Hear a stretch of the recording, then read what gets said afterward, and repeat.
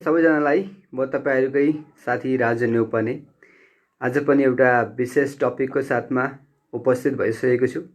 तपाईहरुले टपिक देखेर थाहा पाइसक्नुभयो कि म आज कुन टपिकको बारेमा के कुराको बारेमा बोल्दै छु भनेर।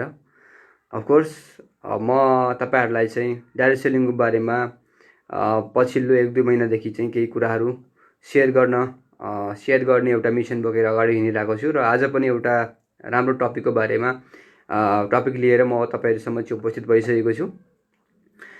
डाइरेक्ट सेलिङ के हो अझै पनि कन्फ्युजन छ मान्छेहरुमा। डाइरेक्ट सेलिङले कसरी काम गर्छ, यो व्यवस्था कस्तो खालको व्यवस्था हो, कतिले यसलाई इलिगल भन्छन्, कतिले यसलाई चाहिँ मान्दैनन्, कतिले यसमा फ्युचर देख्छन्, कसैले यसलाई चाहिँ एउटा राम्रो बेटर अपर्च्युनिटीको रूपमा लिइरहेको छन्। आखिर के हो त डाइरेक्ट सेलिङ भन्ने कुराको बारेमा आज म तपाईहरुलाई बताउन गइरहेको छु। कृपया यो भिडियोलाई अन्तिमसम्म हेर्दिनु होला र अन्तिमसम्म हेर्नुभयो भने केही हदसम्म मैले तपाईलाई हेल्प गर्छु कि डाइरेक्ट सेलिङ के रहेछ भनेर बुझाउनुमा। Okay, alright. डाइरेक्ट सेलिङ बुझाउनु भन्दा अगाडि हाम्रो मार्केटमा सदियौंदेखि चलिआएको जुन ट्रेडिसनल वे अफ डिस्ट्रिब्युसन छ, ट्रेडिसनल बिजनेस मोडल छ, त्यसको बारेमा म केही कुराहरू भन्न गइरहेको छु। ट्रेडिसनल बिजनेस मोडलको बारेमा कुरा गर्नुपर्दामा एउटा इक्जाम्पल दिएर म तपाईहरुलाई चाहिँ बुझाउन चाहन्छु। कुनै पनि एउटा प्रोडक्ट मानिलिनु, कुनै पनि एउटा प्रोडक्ट 35 रुपैयाँ त्यसको म्यानुफ्याक्चरिङ कस्ट हो भनेदेखि त्यो मार्केटमा आउँदाखेरि चाहिँ 100 रुपीसको पर्छ। यो कुरा प्रायः चाहिँ तपाईहरु सबैलाई थाहा नै छ। अब यो 35 रुपैयाँको प्रोडक्ट 100 रुपैयाँ कसरी पर्छ त, त्यसको बारेमा म तपाईलाई अलिकति खुलासा गर्न चाहन्छु। ओके, ट्रेडिसनल वे अफ बिजनेसमा च्यानल हुन्छ, बीचमा विभिन्न किसिमका बिचौलियाहरू हुनुहुन्छ र कस्तो किसिमको चाहिँ च्यानल हुन्छ, कसरी चाहिँ प्रोडक्ट इन्ड कन्ज्युमरको हातमा आइपुग्छ त्यसको बारेमा म कुरा गर्न चाहन्छु।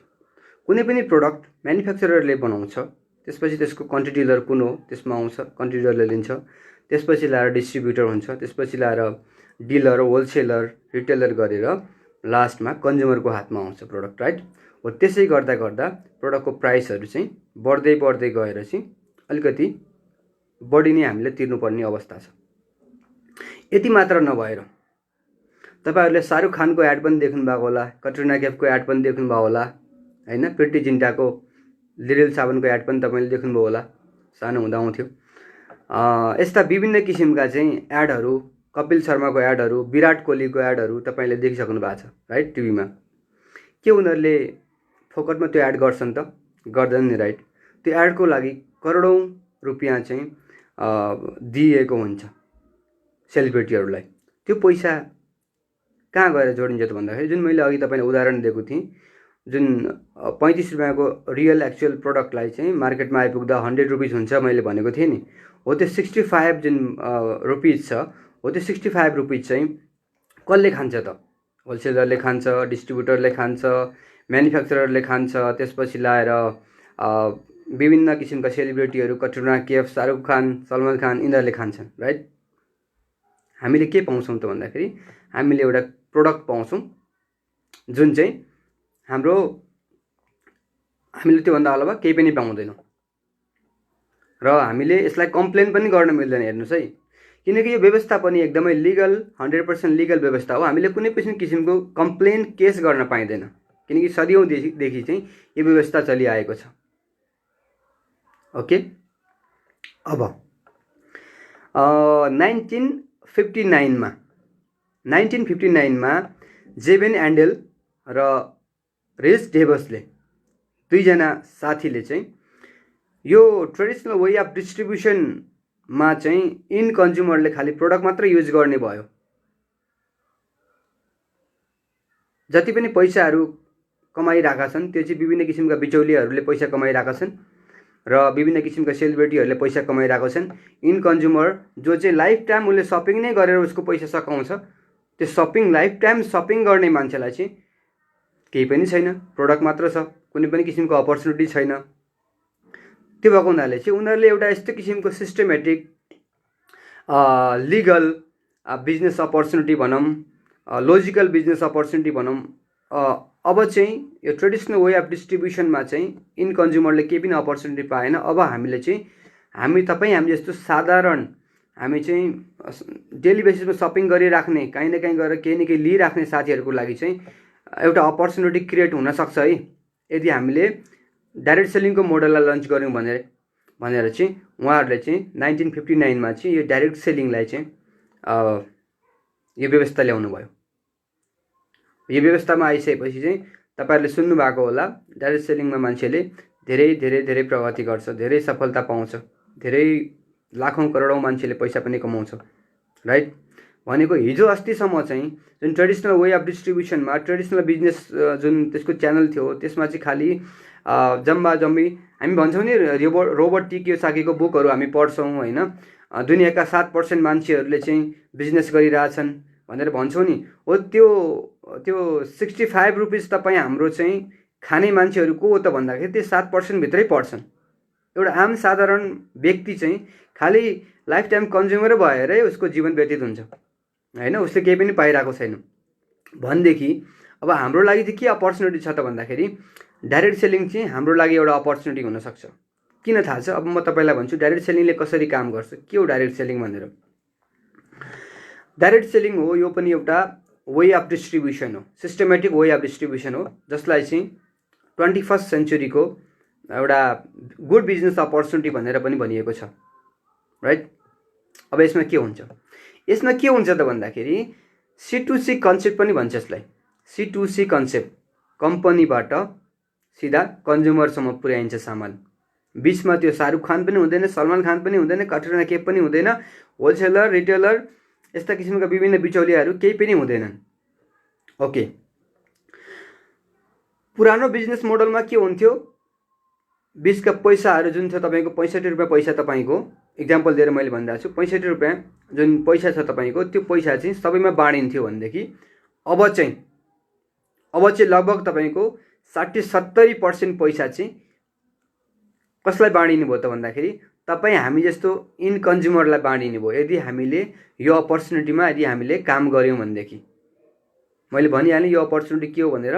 यो अपर्च्युनिटी के गर्छ भन्दाखेरि सिधा कम्पनीबाट कन्ज्युमरसम्म प्रोडक्ट पुर्याउने काम गर्छ।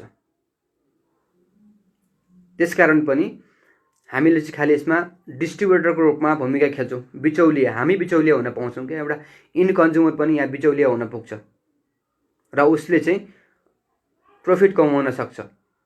ओके, सो यो कन्सेप्टलाई मैले यसरी भन्छु। अब फाइदा के हुन्छ कम्पनीलाई, यो कन्सेप्टबाट फाइदा के हुन्छ कम्पनीलाई, राइट। कम्पनीलाई के फाइदा हुन्छ तपाईँलाई थाहा छ? कम्पनीले एडभर्टाइजमेन्ट दिनु पर्दैन, किनकि यहाँ चाहिँ काम गर्ने डिस्ट्रिब्युटरहरूले यसको बारेमा बोलिराख्नुहुन्छ। माउथ पब्लिसिटी भन्छ, पर्सनल एडभोकेसीमा यो बिजनेस चल्छ होइन।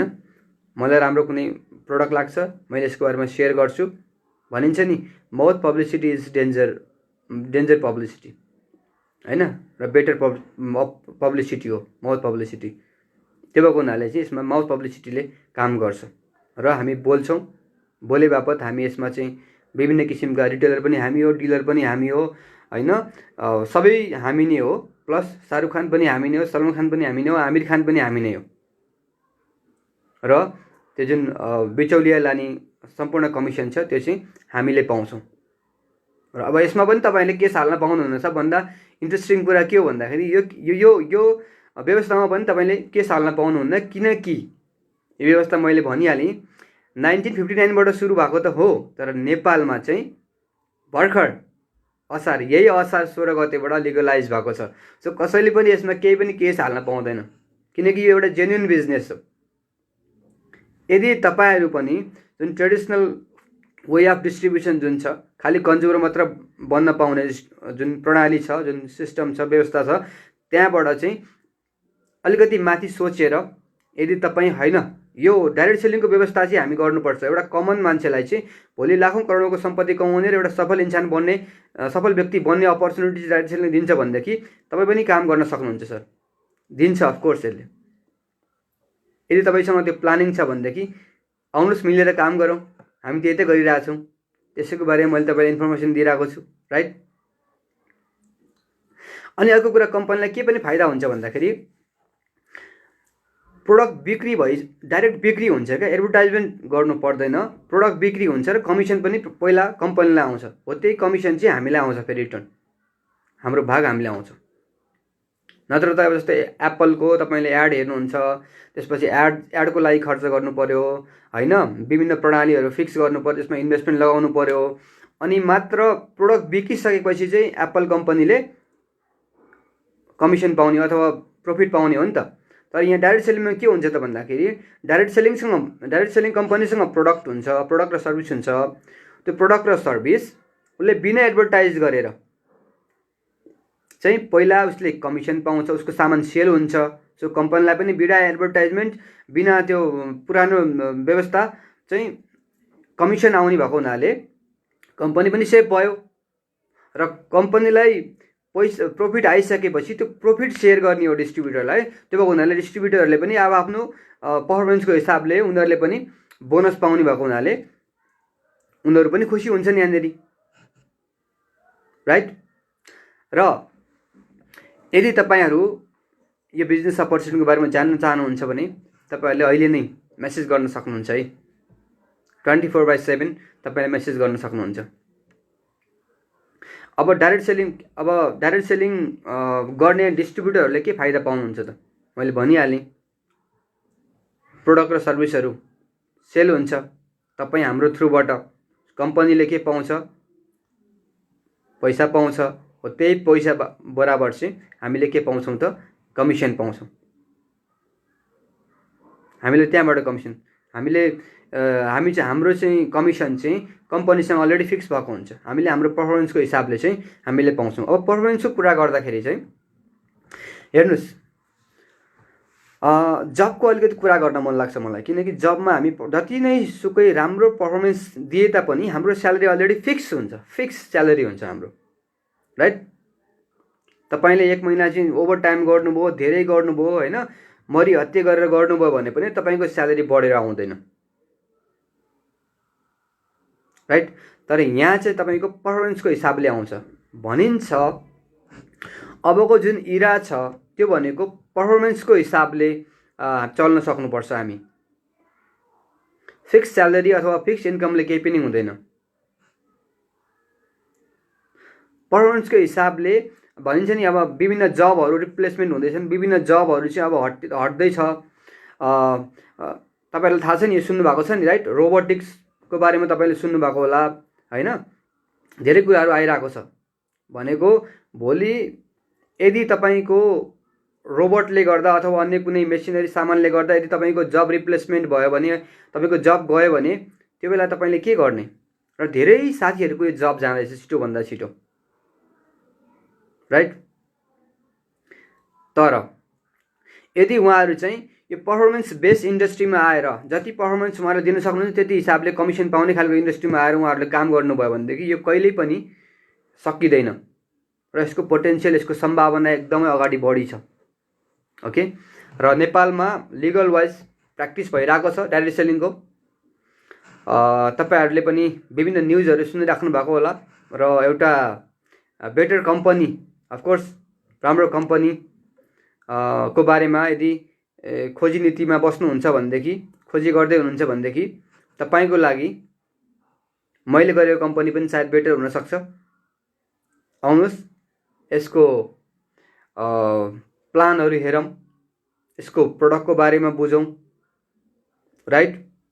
र 21st सेन्चुरीको नम्बर 1 बिजनेस डाइरेक्ट सेलिङ बिजनेसमा आजै ढिलो नगरिकन आजैबाट सुरु गरौँ, आजैबाट बुझौँ भन्छु। सबभन्दा सुरुमा बुझौँ, किनकि बुझ्न एकदम इम्पोर्टेन्ट छ।